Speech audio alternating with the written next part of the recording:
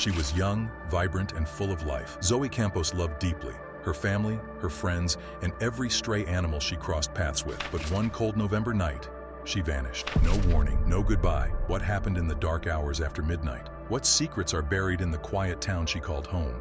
Step into a case that will leave you unsettled. This is the chilling story of Zoe Campos. Who was Zoe Campos? Zoe Campos was 18. She was the kind of girl who lit up a room, full of life. She had a smile that could melt hearts and a kindness that extended to every living thing, from cats and dogs to even turtles. If it needed help, Zoe was there. Her family adored her. A deep, unbreakable bond tied her to her mother, Melinda, and her sister, Savannah. Zoe wasn't just a daughter or a little sister. She was their everything. We were always together, Melinda recalled. And that's what people would say to me. They'd kid with me saying, "Cut the umbilical cord already." But neither of them cared. Their connection was something special, something unshakable. Her sister Savannah shared that same closeness. To Zoe, Savannah wasn't just family, she was her inspiration. "I know she looked up to me a lot," Savannah said, tears streaming down her face. "I always tried to do what was best because I wanted so much more for her." Zoe was the one who brought people together. Her laughter filled her home, and her footsteps were a familiar rhythm in the halls. She was the glue and soul of the family. Lubbock, Texas, wasn't a big city. It was a quiet place where everyone knew each other. Zoe belonged there. But behind the familiarity, danger lurked. She just didn't know it yet. For Zoe, life seemed ordinary, until it wasn't. Disappearance. November 17th, 2013 was an ordinary night. Nobody knew their lives would be turned upside down. Zoe Campos was spending the evening with her sister Savannah. They shared dinner and watched a movie. The rest of their time together was spent talking about everything and nothing. The clock was nearing 11:30 p.m. By then, Savannah was feeling the day's fatigue. "I'm going to sleep. I'm tired," she told Zoe, expecting her to do the same as well. But Zoe had no plans to sleep. Several hours later, at 2:20 a.m., Zoe sent a text to her mom, Melinda. "Should I pick you up from work?" she asked. Melinda replied, "Yes." This was a simple routine exchange, one that they had countless times before. But little did Melinda know that this was the last time she would hear from her baby girl.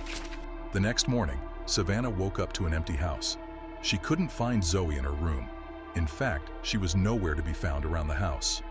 At first, Savannah didn't panic. Maybe Zoe had gone to see their mother. To confirm her suspicions, she dialed her mother. But that conversation shattered her assumptions. Zoe wasn't there either. Concern had begun to creep in as Savannah dialed Zoe's phone. She tried once, twice, and then over and over. Each call went straight to voicemail. This filled her with ominous dread. Zoe was never like this. She always called back. Savannah began to pace the living room, glancing at the clock and hoping to hear the familiar sound of Zoe's car pulling into the driveway. But the tragic day that was awaiting her had just started unraveling. Morning was beginning to turn into afternoon, and by then the unease that Savannah felt had escalated to complete panic. The sun went down, and so did her optimism. By the next day, there still was no sign of her sister, so she knew she had to take action now. With urgency and fear, the family contacted the police. The investigation. The police wasted no time. They kicked off the search immediately. They began canvassing the neighborhood and knocking on doors, questioning friends and acquaintances. They then retraced Zoe's usual routes. They went to all the places Zoe loved. They hoped they might find something, anything that would lead them to her. They checked her favorite places, the cafe where she always got her favorite drink, the park where she liked to sit, the shop she went to. Family and friends didn't stop there.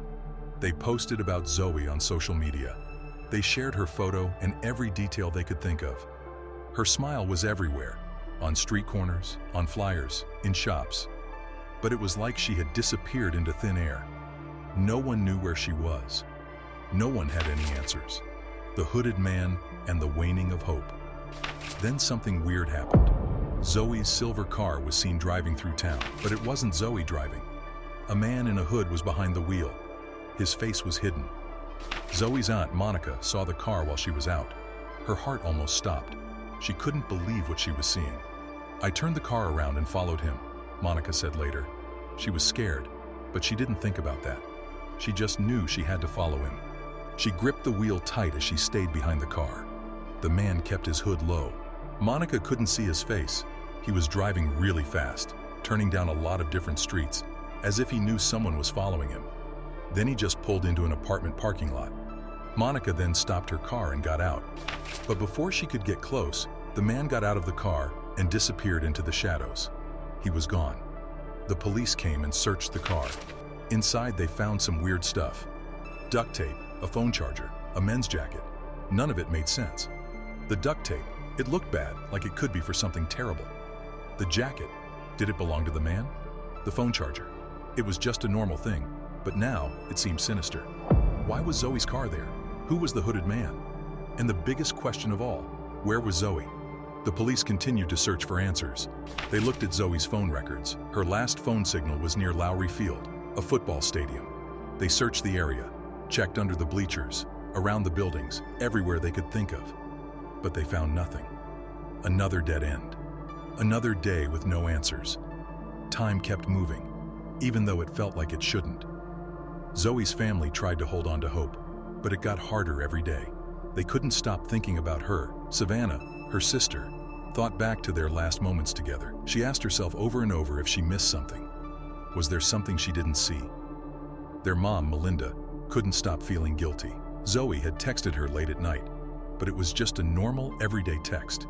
She didn't know it would be the last time she ever talked to her daughter. The police were investigating, but it was slow going. Tips were coming in, but it going nowhere. The hooded man was still haunting them all. Who was he? What did he know? Was he the key to finding Zoe? Time still kept on moving regardless of their hurt. Days turned into weeks, weeks into months. Zoe's absence was a constant throb, an empty space that couldn't be filled. Her smiling face on missing posters was a painful reminder of unanswered questions and the harsh reality of their situation. The family wouldn't give up. They organized search parties, held candlelight vigils, and kept her story in the media. They were on local news stations, telling her story, asking for information. They really did believe that someone somewhere knew something, and that they could help. For now, they waited. And in the waiting, they remembered Zoe, the way her laughter filled a room, the warmth she brought into their lives, the love they shared. Savannah often stood in Zoe's empty doorway and wished she could turn back time, wished she'd stayed up a little later that night. Every day without her was a reminder of how fragile life was. The ordinary night that changed everything played on repeat in their minds. The what-ifs and if-onlys began haunting them. Lubbock now also felt it too. Neighbors and strangers were on the lookout, a small town united in their concern and in the hope of finding Zoe. Rumors spread, theories emerged, but none brought them any closer to the truth. The items found in her car became the focus of speculation. The duct tape, was it evidence of foul play? The men's jacket, whose was it? The phone charger, did it hold any clues? Investigators looked at every piece, but answers remained elusive. The investigators worked hard, but the leads went cold. The case was stalling and resources were getting thin, but the family wouldn't stop. They met with detectives regularly. They wouldn't let Zoe's case go cold. She wouldn't give up on us, Melinda said, so we won't give up on her. But still, the thousands of unanswered questions had started taking a toll on her. Where was Zoe? Who was the hooded man? What happened that night? There was also a haunting fear of what those answers might reveal. The revelation. For 5 long years, Zoe Campos's disappearance haunted her family, her friends, and the investigators who couldn't shake the case. Every day without answers felt like a lifetime. Her face was still on flyers, her name still whispered in conversations around Lubbock. And yet, there really was nothing. No leads, no breakthroughs, just silence. Then, in November 2018, out of nowhere, the silence cracked.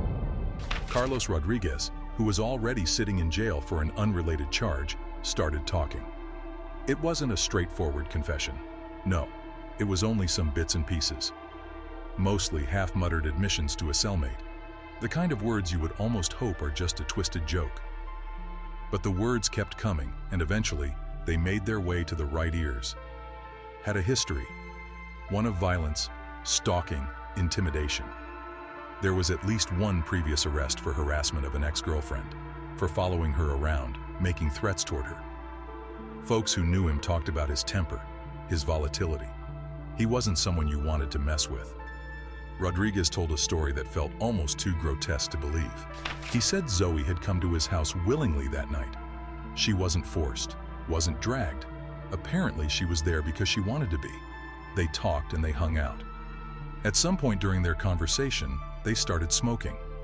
Not weed, not cigarettes. But it was K2, synthetic marijuana.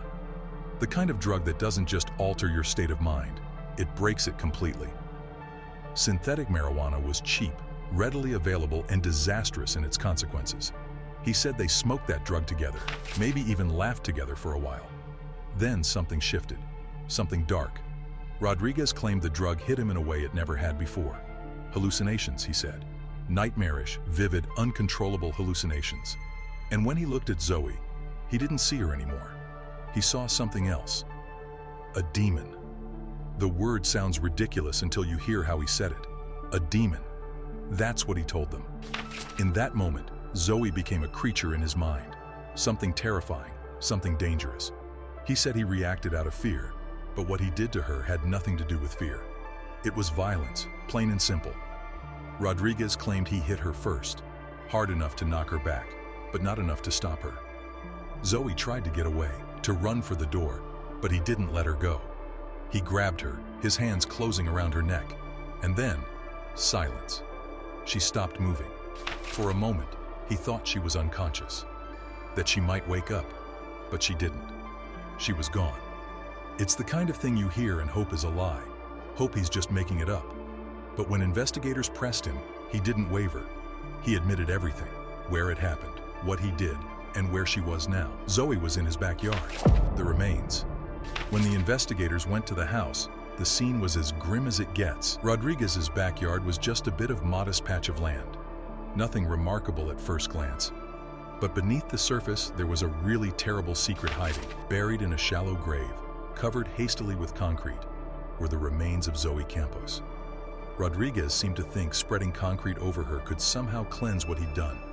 But nothing remained buried. Not for long, at least.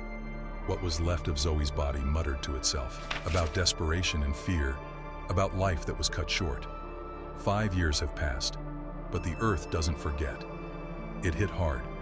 For all these years, Zoe's family had held on to hope, even when there was little of it, even when the odds were impossible. They dreamed of her walking through the door, of hearing her voice, of holding her again.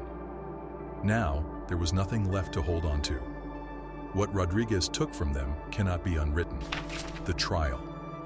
It took around 9 years after Zoe Campos vanished into the darkness of that November night for her family to finally see the man responsible for her death stand before a courtroom. It was August 2022, and Carlos Rodriguez, the man who completely shattered their lives, entered a Lubbock courtroom to face justice. It was on August 15th that Rodriguez pleaded guilty to Zoe's murder. He had decided to offer an open plea. This was a choice that left his fate entirely in the court's hands. This decision was met with mixed emotions. There wasn't any plea deal, and neither was there any negotiation. It was a raw admission of guilt. However, for Zoe's family, this still offered very little real solace. The man who had stolen Zoe's future still had a voice, a choice. That reality was almost too much to bear for them. The sentencing phase was just as brutal as the trial was quick. Zoe's family got up to speak, their voices shaking with years of grief, fear, and anger. Melinda Campos, Zoe's mom, went first. She told of the endless search for her daughter. She described the days, weeks, and months of holding on to hope, the years of torment, knowing her baby was out there somewhere. "I lost my baby," Melinda said, her voice cracking as tears rolled down her face. "It took a toll on me. It affected all of us." Those words successfully paint the grim picture of grief and despair that rocked the family. Carlos left a gaping wound that would never fully close. She didn't stop there. She turned her pain into a scathing rebuke of the man who had taken Zoe's laughter, her dreams, her future from her family. "He's still breathing and she is not," Melinda said, her voice full of pain and anger. That one sentence, simple but piercing, hung in the air like a knife. Zoe's sister Savannah also testified.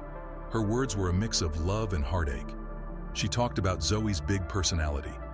She mentioned the light she brought to their family and the dreams that were so cruelly cut off by Carlos. "She had so much to give," Savannah said, her voice shaking. "Her absence isn't just something we feel, it's something that changed our family forever." The jury listened to the family's words, to their grief, and to the cold facts of the case. It took just 20 minutes for them to decide Rodriguez's fate. On August 18, 2022, Carlos Rodriguez was sentenced to life in prison. As far as Zoe's family was concerned, the sentencing did bring a measure of justice. But still, it was not in any way enough. It never could be. Rodriguez would be eligible for parole after 30 years. That one fact began to weigh heavily on Melinda and Savannah. 30 years might seem like a long time, but for a family who had lost their daughter and sister forever, it felt painfully inadequate for the harm caused.